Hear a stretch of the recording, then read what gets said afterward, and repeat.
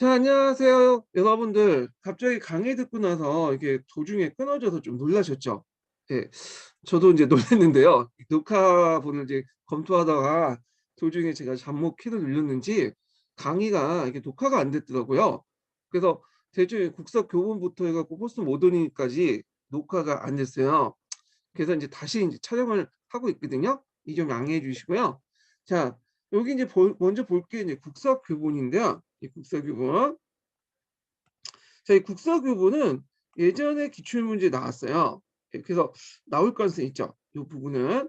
자, 그리고 인제 요 녹색 책에도 이제 남색 책에도 국사 교본이 있지만 여기 보시면 양쪽에 인제 옆에 보면 오른쪽이죠? 국사 교본이 또 있어. 그럼 파란 책 국사 교본 내용이야. 예. 자, 그래서 양쪽에 있는 책 내용을 비교해 보면서 한번 보시라고 제가 화면을 두 개로 이렇게 분할을 해서 각기 다른 책을 배치시켰어요. 그래서 인제 강의 도중에 필요에 따라 요게 두 개의 비교해 볼 만한 책도 있으면 아니면 또 보충할 책도 있으면 이렇게 진행을 할 테니까 이렇게 알아두시고요. 자, 그러면 인제 한번 내용을 볼게요. 자, 해방 이후에 각지의 한글 및 국사 교육을 위한 강습회가 활발하게 운영됐고 진단학회가 가능한 국사 교본이 널리 사용했는데 국사 교육은 유구한 민족사회 정통을 강조하기에 단군 이래 고대사를 강조하고 민족 문화를 고취시킨 정치사 중심이었다. 이렇게 있죠. 자, 그래서 이제 여기에서 이제 고대사를 강조했다 이렇게 있는데 고대사를 상당히 많이 강조했어. 그 뒤에 인제 그 교수 요목기 때 책들 보면 이건 좀 뒤에 얘기지만 60% 정도가 고대사였어요. 60%가. 자, 그다음에 인제 그 요 부분은 인제 이렇게 간략하게 돼 있어요, 국사 부분은. 근데 파란책 부분은 좀 약간 내용이 많거든요. 파란책 내용을 좀 볼게요. 자, 미국정은 서둘러 국어와 국사 교재 편찬을 착수했다. 그래서 1945년 12월 국민학교 교재를 만들었으며 이듬해 5월에 진단학회에 중등학교 국사 교재인 국사 교본을 발간하였다. 이렇게 있거든요. 음. 요거는 전 시간에 한번 읽었죠. 예, 근데 제가 이거 다시 읽는 이유가 뭐냐면 한번 이렇게 비교해 보시라고 이렇게 인제 한 거예요. 그래서 이 국사고문은 이제 최초에 발간된 그 역사서고요. 예. 이 국사부 교본의 의의라고 이제 볼 수가 있죠. 예. 자, 그러나 급히 만들기 때문에 여기에서 인제 볼 수 있듯이 정치사 위주로 이제 구성이 됐고요. 예. 예, 정치적 변화 위주로 구성이 됐고 그다음에 총 177 페이지밖에 안 되는 그 내용으로 빈약한 교재였죠. 자, 그리고 인제 본문으로 구성된 사파나 급학계 학습자로 전혀 실리지 않았으며 우리 역사의 근대적 모습은 별로 서술되지 않았다. 그래서 예전에 한번 얘기한 것처럼 요게 인제 한계가 되겠죠. 국사 교본의 한계.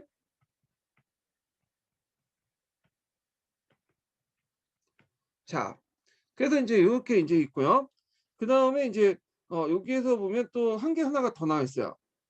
이 사화나 당쟁 같은 그 역사 변화에 대한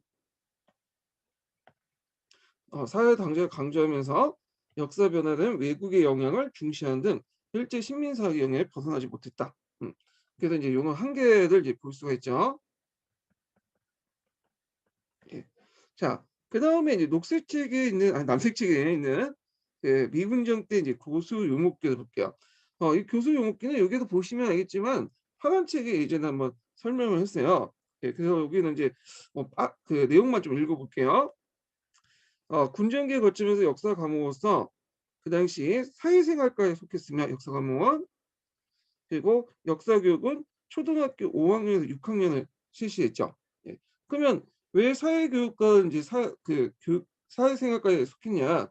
자, 여기에서 이제 볼 수 있듯이 자세한 내용이 나와 있는데 자, 사회생활과는 일제 말에 국민과를 대치하는 곳으로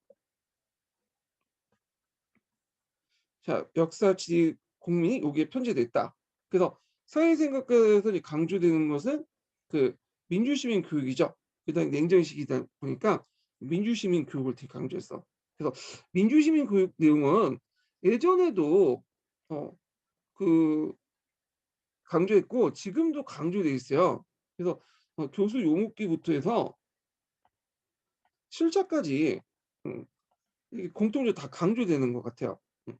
자, 그리고 인제 파란책 내용 보시면 구체적 내용이 더 적혀져 있죠. 자, 그다음에 인제 여기 그 남색책 내용을 보면요. 자, 요것도 인제 그 파란책에 있는 내용은 비슷해요. 예. 중고등학교에서는 우리나라 생활, 이웃나라 생활, 먼 나라 생활, 우리 문화사, 인류 문화사를 배웠다. 예. 근데 이 파란책에서는 여기 자세히 나왔죠? 그래 갖고 역사는 국민학교 5, 6학년 때 초보적인 국사인 통사를 배우기 시작하여 중학교 1학년 때는 우리나라 생활, 동양사를, 2학년 때는 먼 나라 생활을 이름을 서양사를, 3학년 때는 우리나라 생활 이름을 국사를 배우도록 하겠다. 예.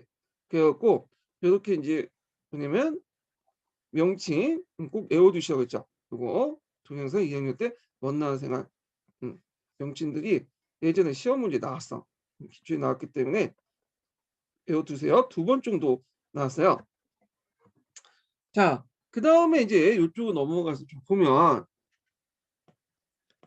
자, 여기 국사 교과서는 대체로 왕조사 중심의 통사적 내용으로 구성됐고 민족사의 자긍심의 회복적인 회복과 자주적인 민족 의식의 시대 분위기를 반영해서 고대사를 중시함으로써 외침을 극복한 민족 역량을 강조했다. 그래서 여기 보면 고대사 분량이 전체 60% 이상이에요. 이거는 앞에 이제 그 국사 교본하고 마찬가지예요. 왜냐하면 제일 잘 나갔을 때가 고대 부분이기 때문에 우리나라에서 그때 당시에는. 자, 그래서 인제 있고 그다음에 여기서도 인제 여기 부분에서도 파란책에도 이렇게 나오죠. 예. 이 시기의 국사교과서는 대체 왕조사 중심의 통사적 내용으로 구성됐고 특히 민족적 자긍심의 회복과 자주적 민족의식이라는 시대적 분위기를 반영해서 고대사를 강조했고 고대사 분량이 60%의 교과서가 많았다. 그래서 여기 뭐 특징 같은 것들을 이렇게 얘기를 하고 있어요. 여기도 특징이고. 자, 그렇지만 인제 여기에서는 그 요게 없는 부분이 있어. 지금 남색책 없는 부분이 어디에 있어요 지금. 예. 파란 책에 나와 있죠. 윗부분에 더 자세히 설명돼 있어요. 그래서 하지만부터가 이제 한계죠. 자, 민족사 연구는 이에 미치지 못했고 교과서, 서술 곳곳에 여전히 식민지 사학의 잔재가 남아 있었고요. 예. 요런 것들이 한계죠. 그다음에 구성 내용도 되게 구체적으로 나와 있죠. 예.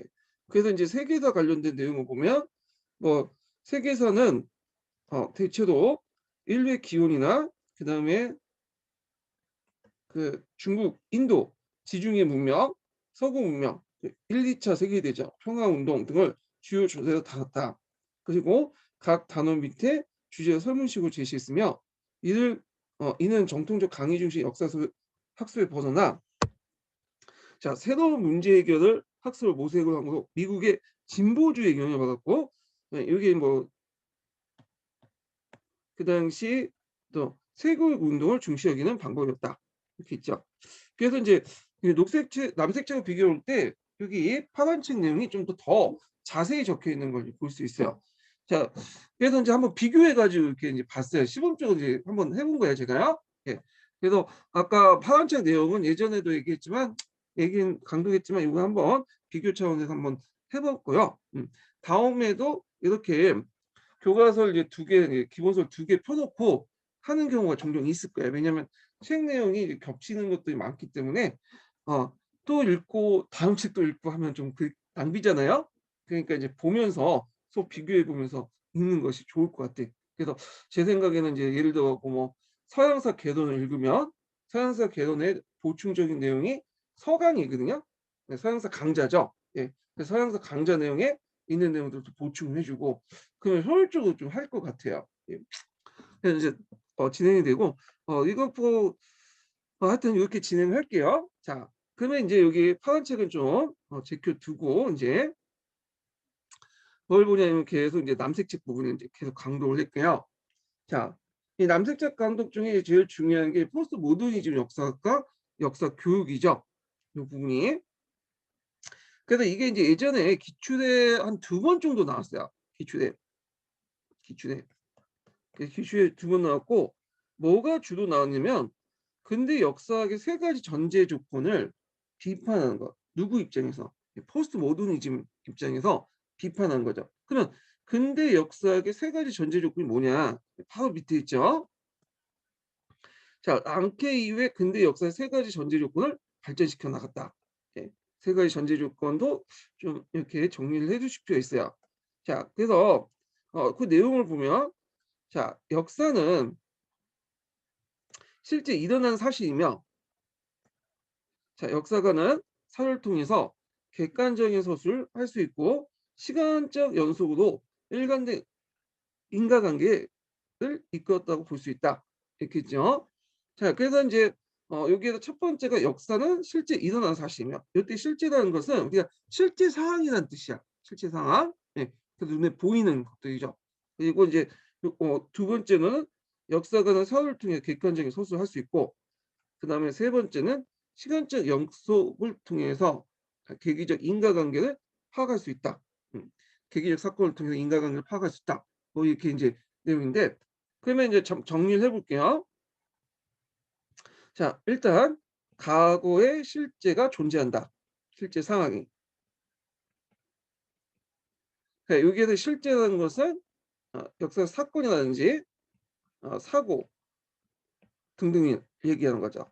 자, 그리고 역사가는 이걸 규명할 수 있어요. 예.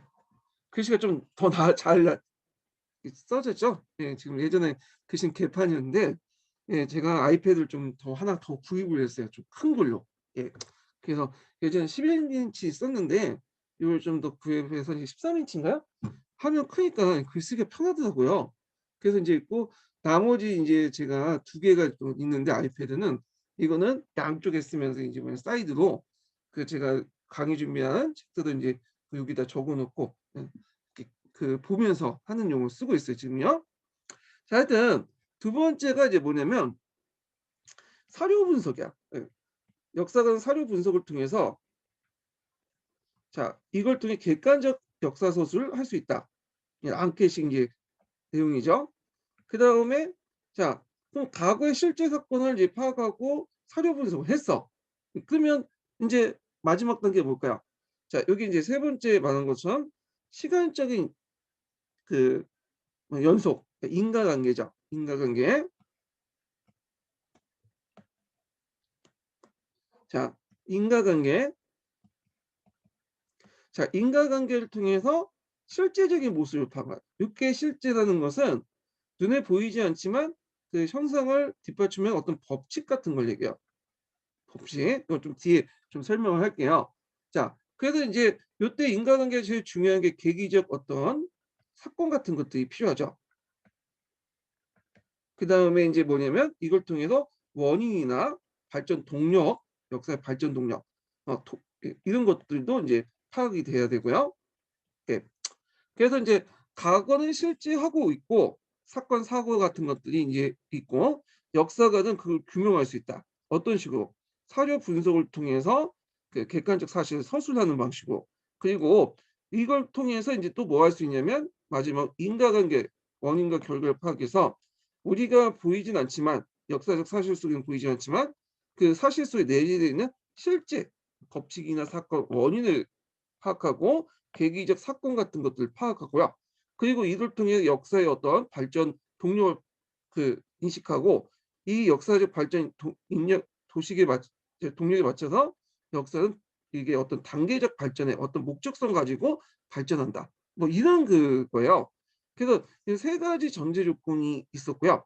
요걸 다시 이제 도식화 시켜서 좀 보면 제가 이제 보충 자료 잠깐 올려 놨거든요. 예, 보이시죠? 자, 제가 인제 요걸 한번 도식화 시켰어. 예. 자, 일단은 역사가의 첫 번째 임무는 여기 보면 과거의 실제 사건을 파악하는 거야. 예, 과거의 실제 사건을. 그래서 과거의 실제 사건을 일어난 현상들을 파악해서 요걸 이제 보는 거죠. 이걸 또 언어로 이제 객관적 사료 비판을 통해서 인제 기록을 하면 자, 이걸 바탕으로 해서 현상 속에 보이지는 않지만 그걸 움직이는 실제를 파악해요, 실제. 예. 그래서 이제 실제론할 때 이 실제죠. 그래서 그걸 통해서 계기적 인과관계나 기원을 탐구하고 역사의 발전 동력을 파악하고 그리고 어떤 목적의 역사가 어떤 목적성을 지니고 있죠. 이 목적성의 어떻게 그 발전 단계에 따라 어디에 위치해 있는가를 파악하는 거죠. 예. 그래서 우리는 이걸 역사적 사실이란다는 거예요. 그래서 요때 역사적 사실이라는 거는 눈에 보이는 거와 눈에 보이지 않지만 그 밑에 그 눈에 보이는 현상들을 움직이는 실제적인 모습 다 합쳐서 이걸 그 역사적 사실 구조다 보고 이걸 뭘 통해서 그 객관적 사료 비판을 통해서 언어로 소술되는 거죠. 음. 자, 이게 인제 랑케이유의 역사학의 세 가지 전제 조건이에요. 예, 요걸 한번 도식화시켜서 인제 좀 파악을 해 봤고요. 자, 그러면 요런 것들을 인제 뭐냐면 누가 비판하냐? 자, 60-70 년을 넘으면서 포스트 모더니즘에 영향을 받은 사람들이 비판하기 시작해요. 예. 자, 포스트 모더니즘 비판을 이제 하기 시작하는데 자, 우리가 이제 그 모더니즘이라는 말은 제가 예전에 제가 뭐 얘기했는지 모르겠지만 포스트 모더니즘은 모더니즘은 근대성이라는 뜻이죠. 근대성. 그래서 이 근대성이라는 건 인간이 이성적인 존재며 이성을 가지고 불안이라는 걸 개선하면 역사는 진보한다. 그래서 역사가 어떤 방식으로 진보하냐? 단계적으로 진보하는 어떤 목적성을 가지고 그래서 여기 보면 이런 것들을 전제를 한 건데 자, 이런 믿음이 사라지기 시작해. 2차 세계 이후에 어떤 대량 확산 이런 것들을 통해서 사라지기 시작하죠.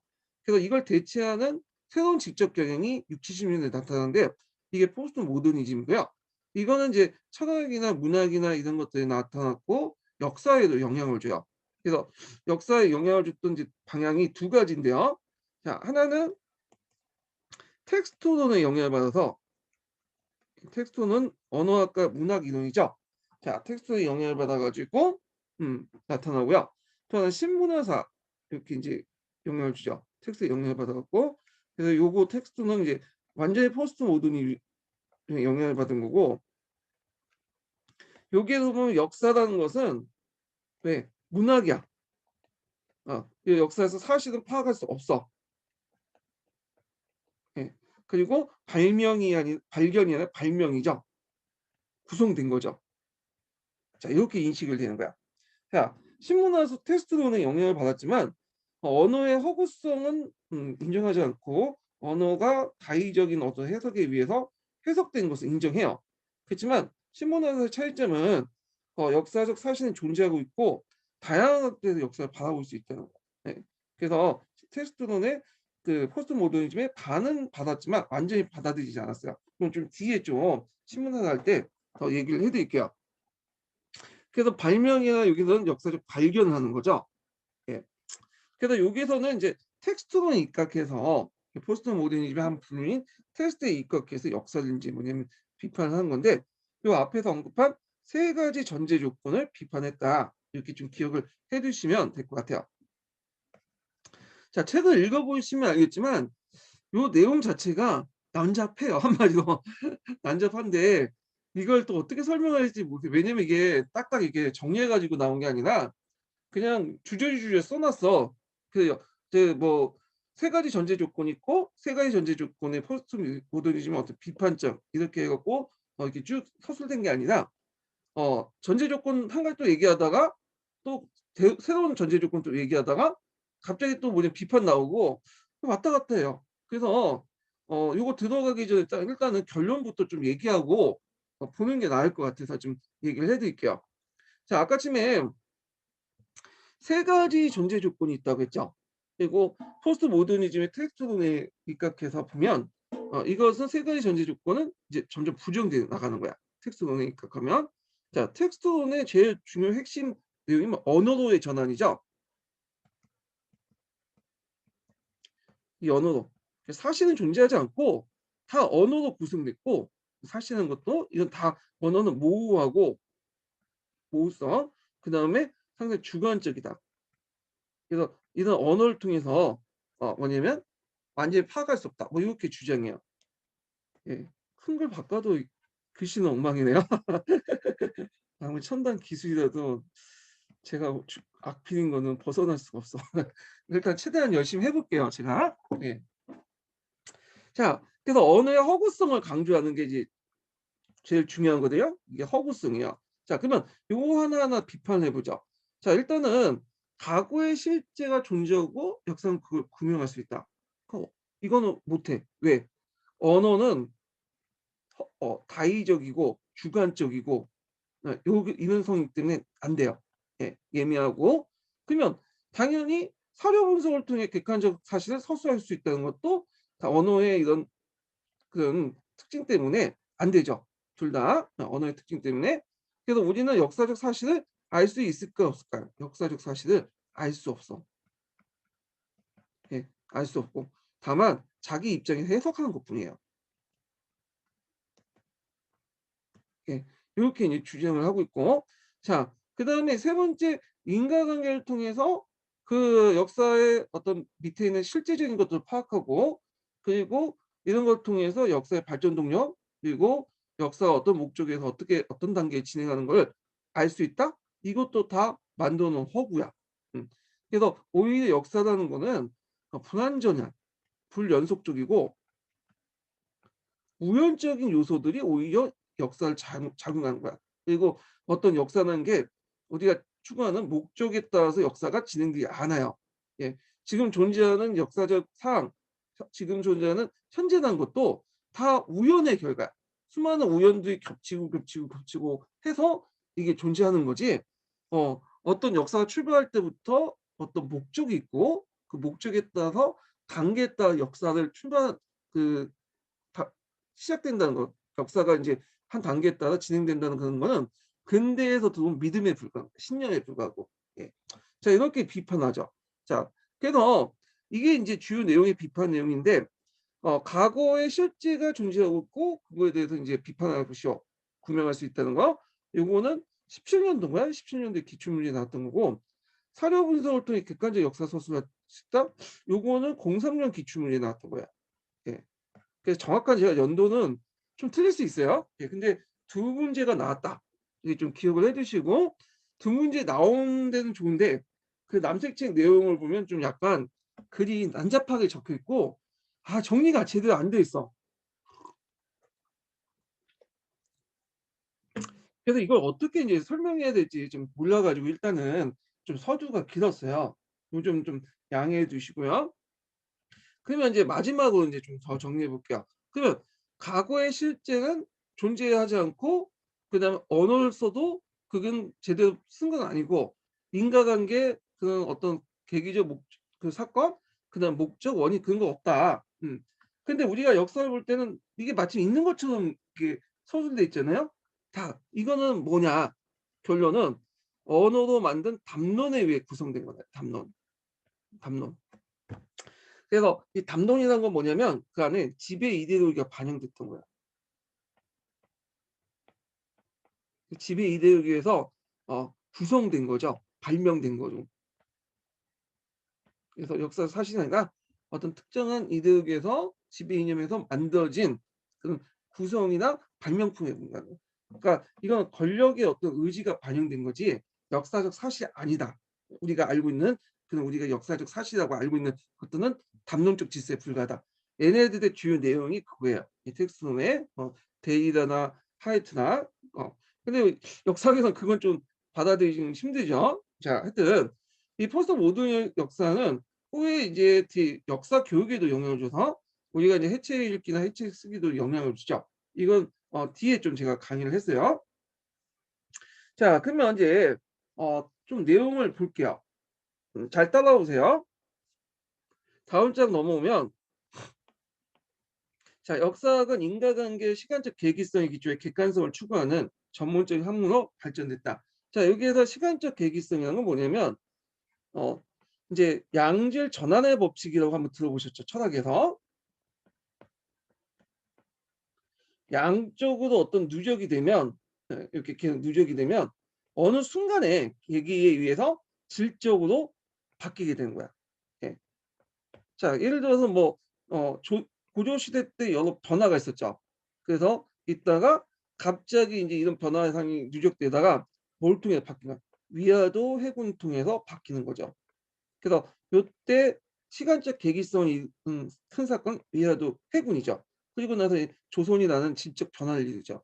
근데 이제 요 위화도 해군이라는 건 하나의 표면적 사건이지만 실제는 거기에는 조선 고려 시대부터 계속 누적된 사회 발전이나 어떤 정치 변화가 위화도 해군을 통해서 폭발돼 났고, 그래서 이게 인제 조선이라는 사회에 넘어가는 한 계기가 되었다. 이렇게 이제 보시면 될 것 같아요. 그 밑바닥에는 역사라는 것은 고대, 중세, 뭐 근세, 근대, 현대 이렇게 나가고, 그리고 이런 것들이 각각 시대마다 어떤 양적인 누적의 발전을 통해서 어떤 특정한 계기적 사건에 의해서 질적 전환을 바뀌고, 또 다음 단계도 양적인 누적을 통해서 질적인 변화가 바뀌고, 이런 것들을 연구하는 것이 그 뭐냐면 그 역사학이었다는 거죠. 우리가 이제 알고 있는 역사학. 음. 우리가 이제 시대 구분할 때 뭐 그런 것도 많이 하잖아요. 자, 그러면 이제 볼게요. 그러면 이걸 할 때 역사가들이 인제 뭐냐 주장하려면 요런 것들을 주장하려면 아무 근거도 없이 주장하기는 힘들죠. 그러다 보니까 이제 뭐가 되는 거야? 사료 비판을 하게 되는 거야. 사료 고증을 하는 거죠. 그래서 이걸 통해 역사와 허구를 구분하고, 이걸 바탕으로 이 시간적 계기성을 찾아 갖고 역사의 원인, 결과, 그다음에 발전 도식 이런 것들을 이제 내는 거죠. 예. 자, 그래서 인제 있고, 자 여기 보면 두 번째 전제 조건이 나와요. 아까 얘기했처럼 여기가 인제 뭐냐면 왔다 갔다 해요. 그러니까 인제 제가 표시를 좀 하면서 읽을게요. 자, 여기 두 번째 전제 조건이 뭐냐면 아까 이제 엄격한 사료 비판이 역사가 연구 기본 방향으로 자리 잡았으며, 자 역사가든 역사 연구의 수학적 정통을 따기보다는 과거 형상을 설명하기, 구조과 이론을 상정했다. 구조와 이론을. 자 설명하기 위해서 원인과 결과를 설명하기 위해서 구조와 이론을 설명했다는 건 몇 번째 전제 조건일까요? 세 번째 전제 조건을 얘기한 거죠. 자 그래서 인제 역사는 그 서사적 역사, 이야기로서의 역사가 아니라 문제 중심의 역사로 나갔다. 자 여기에서 서사적 이야기적 역사라는 거는 종전의 랑케식 역사, 그다음에 문학적 역사와 결별했다는 거야. 그래서 사회과학을 도입해서 어떤 그 사회 현상을 원인을 파헤치고 원인을 이제 해결할 수 있는 그런 역사를 이제 문제 중심 역사. 그래서 우리가 보통 신사 계열의 역사들을 얘기하죠. 자 근데 20 세기 후반 들면서 이제 역사가들도 그 경제적 요소뿐만 아니라 우리가 이제 문화적인 어떤 것들을 강조하게 해요. 그리고 예전에도 문화적인 것들을 이제 받긴 했지만 인제는 정치나 경제가 중심이 아니라 문화가 중심이에요. 그리고 사회 결정론을 근본하고 결부하고 구조에서 추상적인 구조에서 일상생활, 구체적으로 세분화된 경험에 이제 관심을 옮기게 돼요. 그래서 인제 역사가든 구시적 거시적인 그 역사에서 구조에 매몰되었던 개개인의 삶의 경험을 주목하여 미시사, 심성사, 일상사 같은 연구의 관점을 영역 확대됐다. 요게 인제 신문화사죠. 신문화사. 그다음에 또한 서구 역사가들은 그 현실 자체보다 인간을 인식하고 경험한 현실에 관심을 둠으로써 개인의 결정과 행위의 모순의 불이치를 내포한 다면적인 걸 보여줬다. 그렇죠. 한 개인의 행동이 꼭 합리적이고 이성적인 모습이 아니에요. 오히려 인간이라는 거는 불합리하죠. 그리고 상당히 모순적인 행동을 많이 보였고요. 자, 그래서 인제 요런 이제 배경 아래 20 세기 후반의 배경, 이건 포스트 모더니즘의 영향을 배경이죠. 그래서 요런 배경 아래 연구 주제도 다양해졌어요. 그래서 여기 보면 민중의 멘탈리티, 결혼과 사업, 신화와 축제, 집단 심리, 종교 의식 같은 예전에 사소하다고 생각하고 의미 없다는 것들을 연구를 하기 시작했고요. 그다음에 인류학적 역사학을 통해서 의미와 상징 체계를 읽어내는 것들 해석도 중요시하겠다. 요건 이제 뒤에 얘기했지만 신문화사에서 인류학 같은 기법을 많이 도입해요. 기어치의 그 이론 같은 걸 도입을 했는데 요건 뒤에 좀 얘기할게요.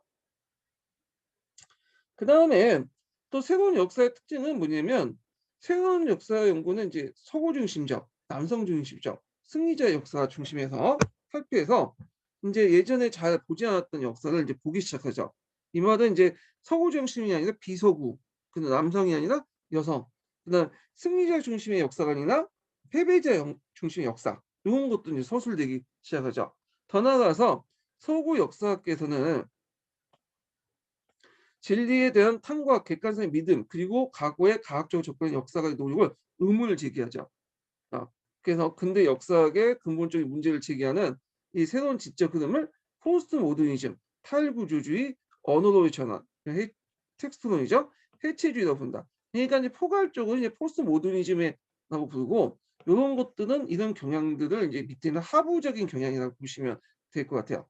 자, 그래서 이제 이런 그 20세기 들어서 포스트 모더니즘의 어떤 배경 안에 역사학의 연구 대상이나 이런 것도 바뀌게 되고 결국에는 정존에 우리가 역사학을 믿고 있었던 세 가지 전제 조건들이 무너져 나가기 시작했다. 음. 그래서 이제 포스트 모더니즘의 이론가들은 소위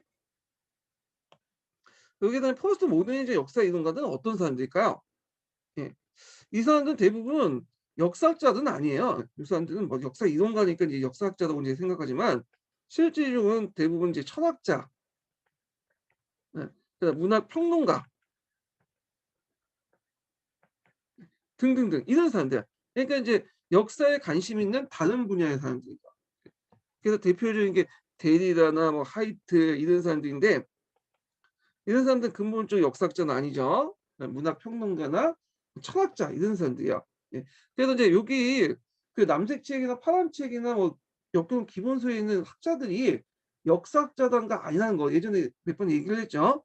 학제적 교류 가운데서 역사학이 이제 다른 분야를 영향을 받다 보니까 그 사람들 이름이 계속 나오는 거예요. 예. 자 일단 포스트 역사 이론가들은 그 이런 점을 비판했어요. 역사와 사회 현실을 하나의 틀로 일률적으로 설명하는 것은 도식적으로 설명하는 거 설명할 시도 그리고 역사를 통일되고 일관된 체계를 파악하는 것을 비판했죠. 예. 그래서 이제 대신에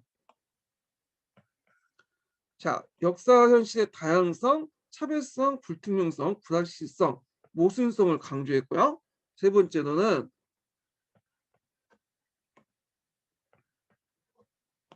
자 역사 인식의 사회과학적 지식의 모델과 방법을 적용한 것을 비판하면서 요거는 신사학 계열의 비판 내용이죠. 비판하면서 가하고스 역사학이나 역사 서술의 수학적 정통을 복구할 것을 정통했다. 그래서 이제 그 예전에 신사학 계열들이 이제 등장하면서 어, 그 당시 내러티브적 어떤 요소들을 비판했잖아요.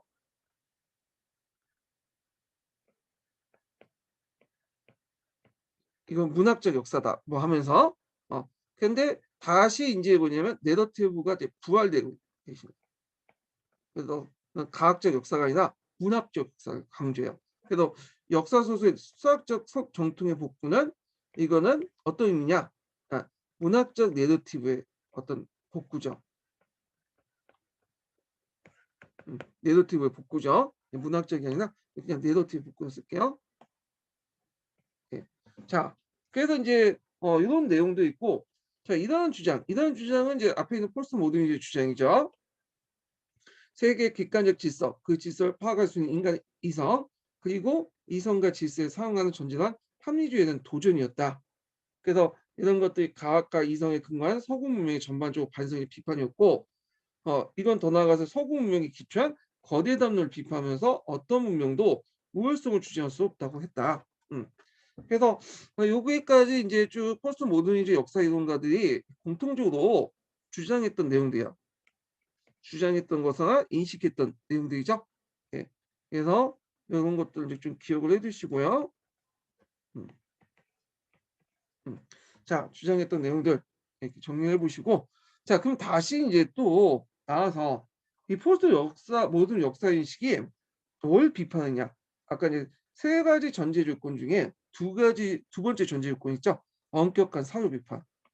그래서 포스트 역사 인식은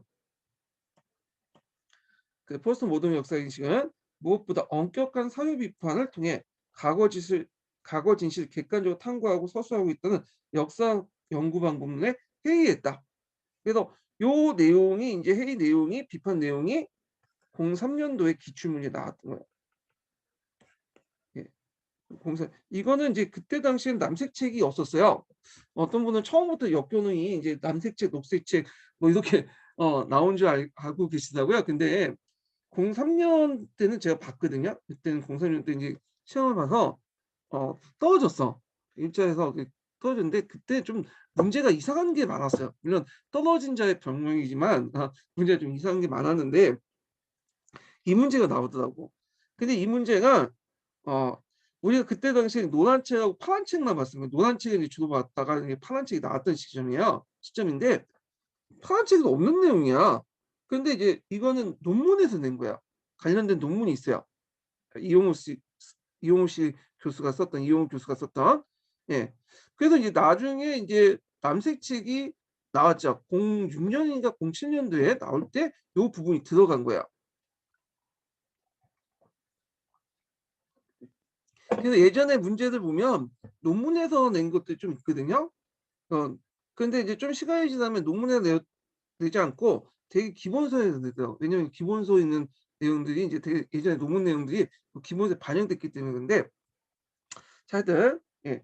자 그러면 요걸 비판한 내용을 볼게요. 예전에 비판한 내용을 이제 근데 되게 텍스트니까 그런 거야. 아까 지금 얘기한 것처럼 자 텍스트 사료가 지닌 다의성, 예. 언어의 여러 가지 어떤 해석 가능성이죠. 자 해석 가능성 때문에 안 된다는 거야. 그래서 포스트 모더니즘 역사 이론가에 따르면 언어의 의미는 일시적, 임의적. 요거 핵심 키워드 다 외워두세요. 예. 자 임의적, 유동적. 아이고 갑자기 이걸 주시는데 잠깐만요. 제가 키 전환이 안 돼. 자 임의적이고 유동적이어서 인간의 자신의 주관 밖의 세계를 언어의 포상을 통해서만 재현할 수밖에 없다. 예. 요 키워드가 일시적, 인위적, 유동적이죠. 사가면 이런 키워드를 적어서 쓰시면 되는데 여기에서 좀 어려운 말이 나왔죠. 포상이란 말이 있어요. 포상. 예. 포상이라는 거는 뭐냐면 머릿속에 떠오르는 거야. 머릿속에. 어떤 언어를 접했을 때 어느 단어를 접했을 때 머릿속에 떠오르는 이미지 있죠. 이게 포상이에요. 그러니까 우리가 인제 개라는 말 듣고 그 고양이. 개의 이미지와 고양이라는 이미지가 떠오르죠. 우리가 개나 고양이 같은 말 들을 때 그 이미지가 떠오르는 거야. 음. 그래서 머릿속에 이제 뭐냐면 이렇게 어 재현이 되잖아요. 요 말을 얘기하는 거야. 근데 우리가 이제 얘기한 것처럼 아까 텍스톤 자체가 언어 자체가 되게 유동적이고 다의성이 일시적인 거기 때문에 개, 고양이 이런 의미 자체가 공통된 것보다는 개별적으로 다양하게 해석할 수 있겠다. 해석할 수 있고 그에 입각한 사료 자체가 뭐냐면 믿을 수 없다. 뭐 이런 논리예요. 예. 자, 뭐 이렇게 이제 있는데 요걸 쓰시면 돼요. 그래서 이제 텍스트의 사료가 지닌 다의성 때문에 두 번째는 언어의 의미는 일시적이고 임의적이고 유동적이기 때문에 그 인간은 자신의 주관 밖의 세계를 언어의 포상을 통해 재현할 수밖에 없다. 자, 그래서 인제 요게 예전에 한번 시험문에 나왔으니까 좀 기억을 해 두세요. 여기 밑에 정리가 다 돼 있네요. 역사가의 주된 연구 사료는 하나의 텍스트로서 통일되고 일관된 의미를 담고 있는 게 아니라 복합성, 모호성, 다의성, 주관적 의미를 지니고 있다. 즉 고정된 의미나 내용을 갖는 역사 사실, 사건 혹은 실제는 존재하지 않으며 다만 과거에 대한 역사가 해석만 언어로 구성된 쓰여진 역사 해석만 존재할 뿐이다. 요거 꼭 암기해 두세요. 예전에 기출 문제에 나왔어요. 두 번째 전제 조건의 비판 내용으로.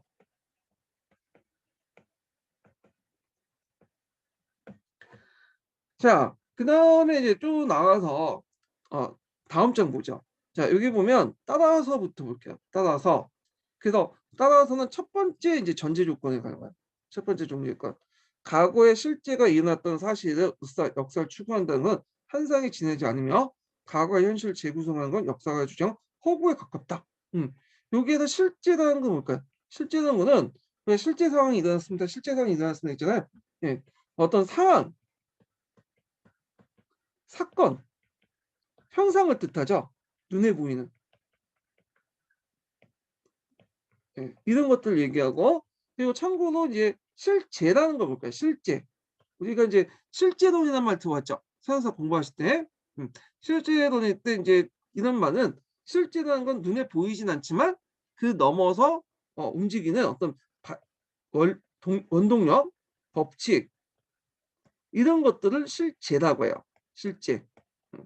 그래서 이제 요거는 이제 서양서 할 때 좀 더 얘기할게요. 그래서 실제와 실제는 좀 달라요. 예. 자, 그래서 인제 실제가 존재하고 있고 그런 사건들이 존재하고 있고 그걸 역사 사실을 규명하면 역사가들이 규명하면 이걸 이제 밝힐 수 있다. 근데 이게 항상에 불과하다는 거야. 예. 그래서 "이건 다 허구다." 이렇게 주장을 하고 있죠. 예. 실제라는 건 존재하기도 어렵고 존재하지도 않고 역사가들이 "이걸 규명할 수도 없다." 뭐 이렇게 주장하는데 자 이것도 인제 뭐냐면 언어의 허구성 때문에 그렇죠. 언어의 허구성. 예. 언어의 허구적인 모습 때문에 실제로는 역사가를 뭐냐면 "이런 것들을 규명한다는 건 불가능하다." 이거야. 예. 이게 뒤에 이 내용이 나오거든요. 그래서 이런 것들은 다 그냥 담론적 질서에 불과하다. 그런데 요건 뒤에 있으니까 좀 읽어 볼게요. 예 나중에. 자 그다음에 세 번째 보죠. 포스트 모던 역사가들이 역사 설명에서 또 비판한 게 뭐냐면 요 아까 말한 계기적 인과관계 기원에 대한 어떤 망상이야. 예. 예. 여기 전제에서는 이제 이런 전제들이 깔려 있죠. 역사는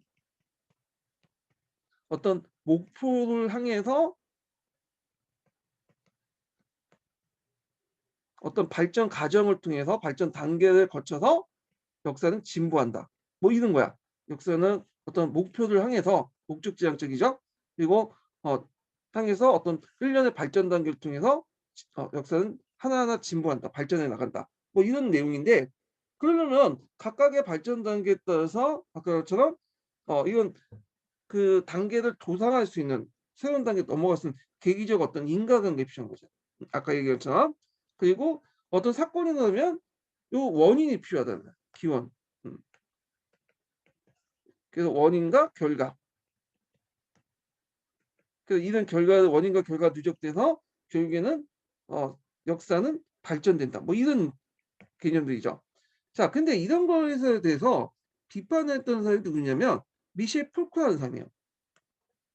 제 미셸 푸코는 이 사람은 역사학자 아니에요. 이 사람은 역사학자 아니고 저기 프랑스 사람으로 알고 있어요. 제가 알기로는 사회학자로 유명하죠. 그래서 이 사람이 한번 연구를 해 봤어. 음. 연구를 해 보니까 이런 역사 연구 방법은 잘못됐다는 거야. 그래서 인과관계 법칙에 따라 원인과 기원을 추적하여 의미의 어떤 통일성 그러니까 어떤 그런 앞에서 언급한 역사는 목표를 추구하고 있고 발전 단계에 따라서 역사가 한 단계 한 단계 나와서 그리고 어떤 목표를 향해서 나간다. 진보한다. 그런 게 이제 이런 걸 통해서 이제 이런 전제를 깔고 역사 사건의 어떤 기원을 따지고 원인을 따지고 어떤 거기에 의미를 부여한다는 것 자체가 역사학의 방법을 이런 역사학의 정통의 방법을 무시하고요. 그리고 오히려 역사가들이 잘못 파악한 게 뭐냐면 선행하는 사건이 뒤에 오는 사건의 원인이라는 역사의 통념의 제동을 볼 수 있다. 그래서 보통 선행하는 사건이 뒤에 있는 사건의 어 원인이고 그 뒤에 있는 결과는 잘못된 인식을 가지고 있는데 요거에 대해 비판하면서 역사에서 어떤 원인이나 결과나 도식화된 목적 이런 것들은 찾을 수 없다. 이렇게 주장을 하고 있죠. 그래서 푸코는 현재 의거에서 추정될 수밖에 없는 원인에 대한 탐구는 무의미하다고 봤고 모든 시간은 현재에 존재할 뿐이요. 현재로부터 독립된 과거는 없고 과거는 현재 용어로만 해독된다고 본다. 모든 시점은 지금의 현재 시점은 과거의 어떤 원인을 통해서 들어온 게 아니라 불안정하고 그리고 불연속적인 수많은 우연에 거쳐서 우연과 우연이 거쳐 갖고 나온 거지 이렇게 인과관계에 따라서 원인에 의해서 어떤 목적에 따라서 역사가 진행되지 않는다. 이렇게 주장을 하고 있죠. 요거 인제 볼 수 있는 게 예를 들어서 인제 뭐 몇 년 전에 한 17 년에 일어났던 촛불혁명 같은 거 있죠. 이 촛불혁명 같은 게 우리가 역사 발전 과정 가지고 이제 도식화시켜 얘기를 하지만 실질적으로 그걸 어 일어난 사건이 뭐예요? 최순실의 태블릿이 발견됐기 때문에 우연에 의해서 일어난 거죠. 만약에 그 우연이 없었다면 그 시민혁명도 일어나지 않겠죠. 이런 것들이 역사에 더 많다는 거야. 예. 그래서 그는 근대적 역사가들이 그 주장하고 있는 전제 조건을 하고 있는 그런 기원과 목적을 정의하는 것을 뭐라고 비판했냐면 사건의 원형과 선별의 기원과 목적을 정의한 단선적 설명 방식 오류를 지적하면서 요게 중요하죠. 하나의 기원 대신에 여러 개의 출발점을 발굴하고 불연설적인 걸 통해 우연적인 현실의 무게를 인정했다. 예. 이게 첫 번째고, 그리고 두 번째로는 그 역사는 잠재된 이성의 자기구원도 아니고 계급의식의 발현도 아니고 한 생산 양식에서 다른 생산의 양식으로 단선적 진보도 아니다. 그리고 미리 정해진 기호를 출발해 미리 정해진 궤도에 따라 미리 정해진 목적에 도달하는 도식적 역사에는 그런 다른 시간에 그런 복합적 중축성을 설명하지 못한다. 그래서 이게 두 번째 비판이죠. 미리 정해진 기원에 출발해서 미리 정해진 궤도에 따라 미리 정해진 목적지에 따라서 하는 도식적인 역사에 목적지향적 역사에 있죠. 이런 것들은 다른 시간대에 이제 복잡한 중추성. 그러니까 어떤 그 역사적 변화들이 다른 시간대 역사적 변화와 다를 수가 있죠. 서구의 역사적 변화와 그다음에 저쪽 남미나 아시아 지역의 역사적 변화 이런 게 다른데 이런 걸 설명하지 못한다는 거야. 자, 그래서 이런 걸 비판하기 시작해요. 자, 그래서 이런 것도 좀 기억을 해두시고요. 그래서 이제 요거 비판을 쓰면 세 번째 전제 요건을 이제 비판을 쓰면 그 인과관계에 따라서 어떤 계기적 사건에 따라서 역사는 어떤 그 나간다. 이런 것들을 비판하려면 두 가지 내용을 비판하시면 되겠죠. 하나는 하나의 기원 대신에 여러 가지 출발점, 다양한 원인이 있고 불연설적인 것을 통해 우연적 현실이 오히려 확실한 원인과 결과보다 더 그 인간 사회를 더 지배를 하게 되고 그다음에 도식적인 어떤 역사회를 비판한다. 이런 내용도 쓰시면 될 것 같아요. 자, 그래서 이제 이렇게 한번 세 가지 전제 조건과 그다음에 그에 대한 비판에 대해서 이제 한번 좀 얘기를 했어요. 자, 그러면 이제 그 밑에 이제 쭉 넘어가서 포스트 모더니즘 이론가들의 이제 또 내용들이 있는데 보면 제가 이제 또 길을 허했네. 몇 페이지야? 네, 이렇게 돼요. 예.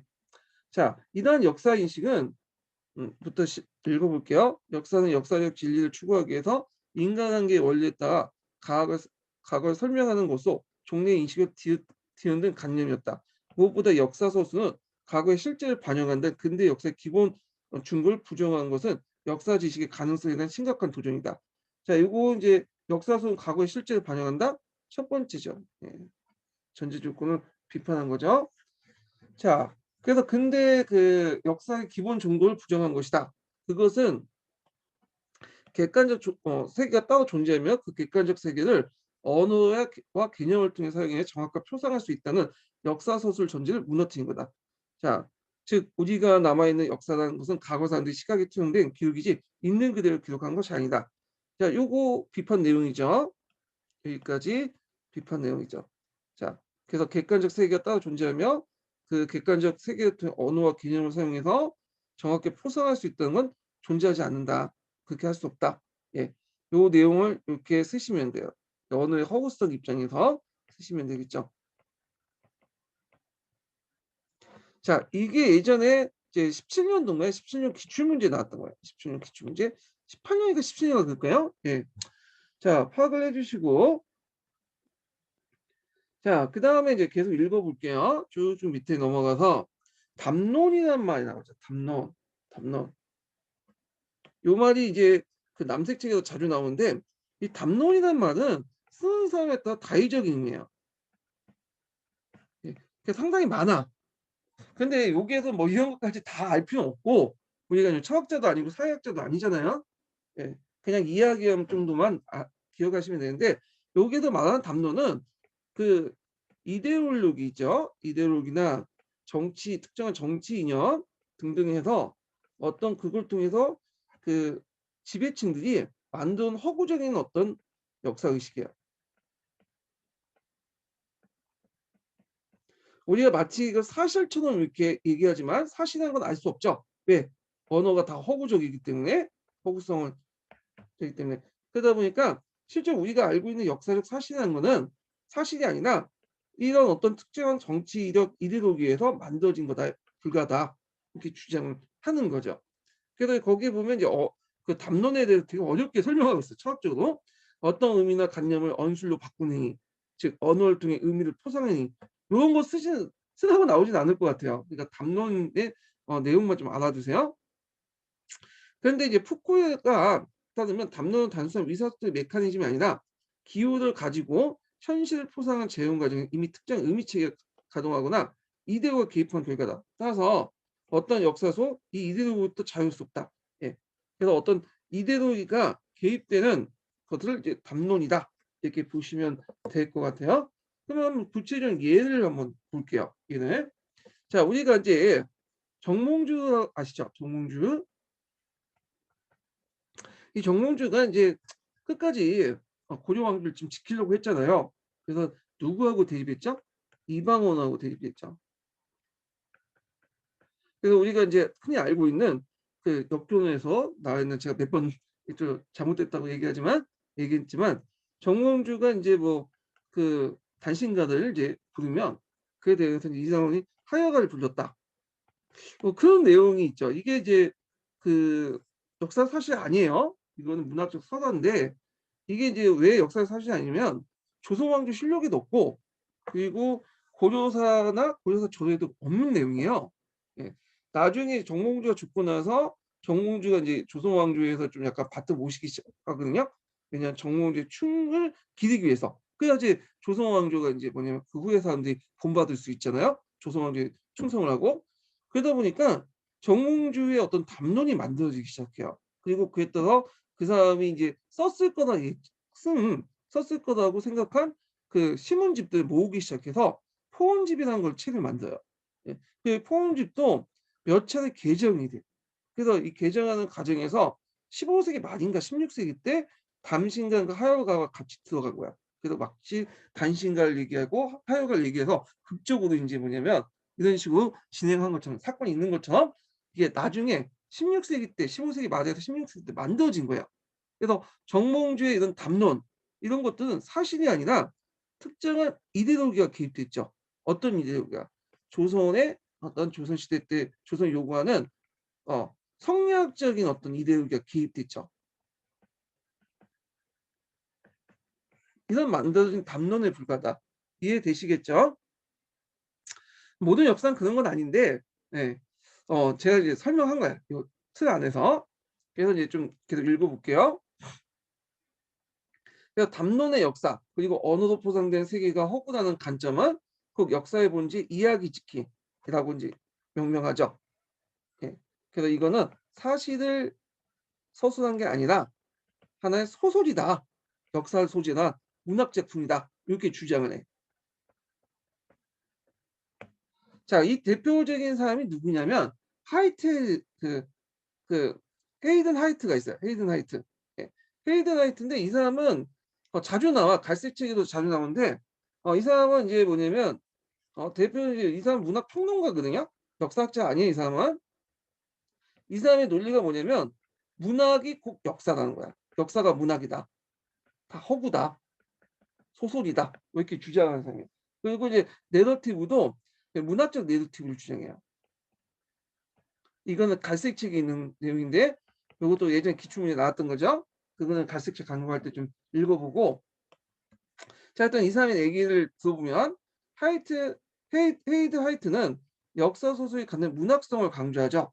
그치면서 자, 그는 역사를 서사가 아닌 가학으로 바라보도록 훈련받는 현실을 개탄하면서, 왜냐 역사가들이 이제 예전부터 상용 비판이나 검증 같은 팩트를 추구했잖아요. 이런 것들을 이제 개탄하면서 신화와 역사 그리고 사실과 허구의 구분을 해체할 것을 구분했다. 둘의 구분은 없다고요. 응?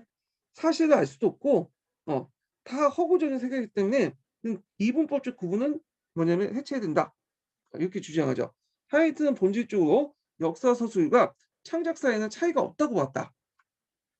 다만 그 차이가 약간 두자면 다만 과거의 사실 이야기하는 것과 창작 허구를 이해하는 것과 차이가 있습니다. 그러니까 일반 소설체 같은 경우에는 소설체는 그냥 자기가 인제 뭐 멋대로 인제 얘기하는 거죠. 근데 역사는 소재에서 멋대로 하는 거예요. 그 정도의 차이점이야. 예. 그래서 인제 이걸 정도의 차이로 표현했죠. 역사가와 소설가의 작업을 차이는 종류의 차이가 아니라 정도의 차이다. 예.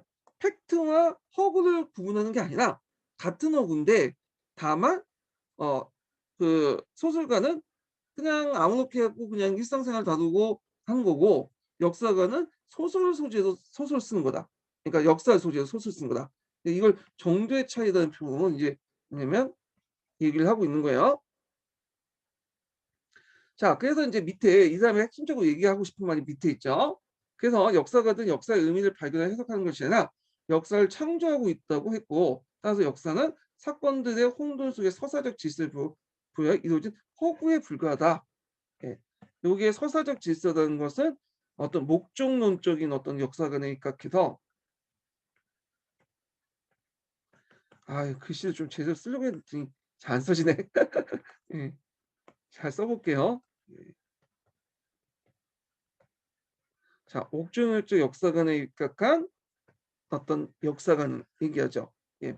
자, 하여튼 요 정도 있고요. 그 밑에 보면 그냥 한번 쭉 읽어 보세요. 뭐 그렇게 이제 시험 문제에 나오는 부분은 아니고 그냥 쭉 포스트 모더니즘이 어떻고 그거에 대한 비판점이 이렇게 나왔는데, 제가 보기에는 요런 것들은 너무 예매하고 서로 논박이 많기 때문에 시험 문제 나올 가능성이 좀 없어. 그래서 여러분들 여기에서 좀 공부해 주실 거는 세 가지 전제 조건, 담론적 질서의 의미 요 정도만 공부를 해 주시면 되고요. 다만 이제 좀 더 볼 게 뭐냐, 그 뒷장 잠깐 보세요.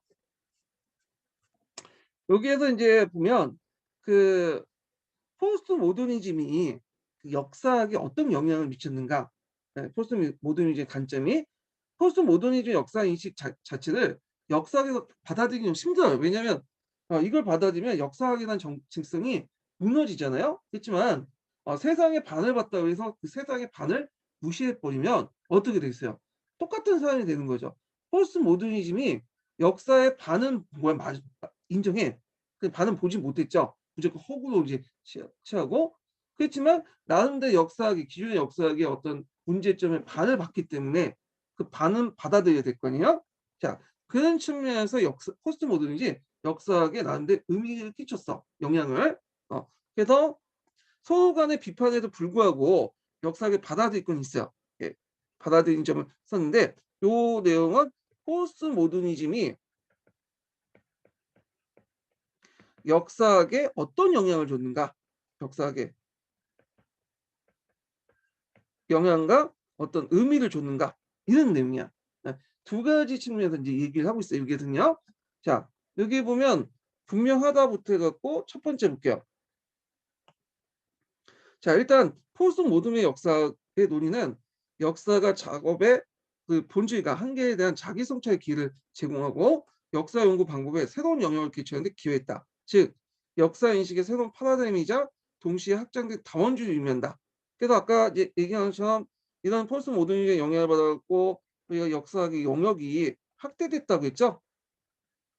어 뭐 미시사나 그다음에 일상사 등등 이런 것들이 신문화사에도 영향을 주죠. 자, 두 번째로는 자, 역사가든 사료의 한계에 따른 역사적 진리 추구의 어려움을 알고 있었고, 왜냐하면 이제 사료가 한계가 많잖아요. 일단 여러분들 이제 아까 지금 예전에도 말한 것처럼 이게 완전하지가 않아. 불완전해. 어. 그래서 그 속에서도 뭔가 진리를 추구하는 게 상당히 어렵다는 걸 예전부터 알고 있었어. 음.